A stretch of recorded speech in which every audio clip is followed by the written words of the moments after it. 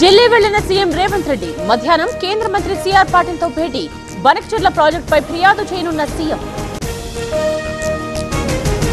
Metro రెండో దశపై ఖట్టర్తో కిషన్ రెడ్డి భేటీ. జలశక్తి మంత్రి CR Patil తోనూ సమావేశం. గోదావరి బనకచెర్ల లింక్ ప్రాజెక్టుపై చర్చ. ఢిల్లీలో మంత్రి నారా లోకేష్ బిజీ. పలువురు కేంద్ర మంత్రులతో సమావేశాలు. ఏడాది పాలనపై అమిత్ షాకు వివరణ. కూటమి పాలనలో అమాయకులు బలవుతున్నారు. నాగమల్లేశ్వరరావు ఫ్యామిలీకి న్యాయం జరగాలి. వంశీని కొడాలిని వేధిస్తున్నారన్న జగన్.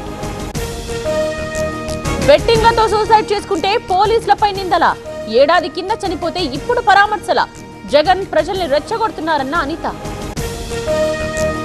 ఇవాళ సీఎం చంద్రబాబు అధ్యక్షతన ఎస్ఐపిబి భేటీ.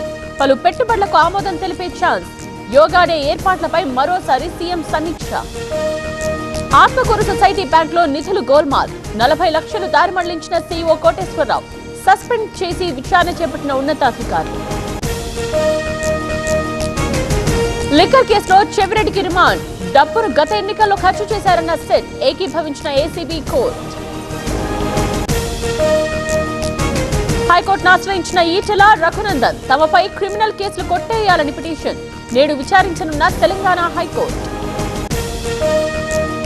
పాత బస్తీలో వ్యభిచార ముఠా గుట్టు రట్టు. 3 మహిళలు విటుడు అరెస్ట్. పోలీసులకు అప్పగించిన టాస్క్ ఫోర్స్. రాజన్న సిరిసిల్ల జిల్లా ఆరేపల్లిలో కార్ బీభత్సం. మద్యం మత్తులో బైక్లను ఢీకొనడంతో 2 మృతి. 2కి తీవ్ర గాయాలు. పరారీలో కార్ డ్రైవర్. కడప గువ్వల చెరువు ఘాట్లో ప్రమాదం. అదుపు తప్పి లోయలో కొరిగిన ట్రావెల్స్ బస్. ప్రయాణికులకు తప్పిన ప్రాణాపాయం. తిరుమలలో పెరిగిన భక్తుల రద్దీ. శ్రీవారి సర్వదర్శనానికి 20 గంటల సమయం. కృష్ణతేజ గెస్ట్ హౌస్ వరకు భక్తుల క్యూ లైన్. కాకినాడ డిఎంహెచ్ఓ ఆఫీసులో నర్సుల పడిగాపులు. బదిలీల ఆర్డర్స్ ఇవ్వకపోవడంపై అసహనం. కాలయాపన చేస్తున్నారని ఆరోపణ. శ్రీశైలం ప్రాజెక్టుకు కొనసాగుతున్న వరద. ఇంట్లో 37,385 క్యూసెక్కులు. ప్రస్తుత నీటి మట్టం 846 అడుగులు. ఇరాన్ నుండి భారతీయుల తరలింపు. ఆపరేషన్ సింధు మొదలైందన్న విదేశాంగ శాఖ. ఢిల్లీకి 110 మంది భారతీయ విద్యార్థులు.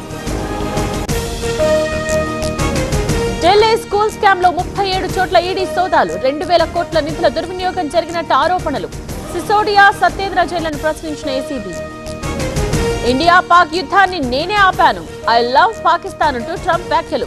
భారత్తో త్వరలో వాణిజ్య ఒప్పందం.